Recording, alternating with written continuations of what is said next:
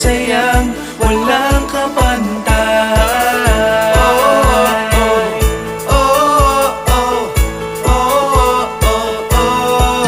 Sa himig ng mga nangangaroling, sumasabay ang tibok ng puso natin. Ang pagkislap ng ilaw na makulay, nagbibigay saya sa ating buhay.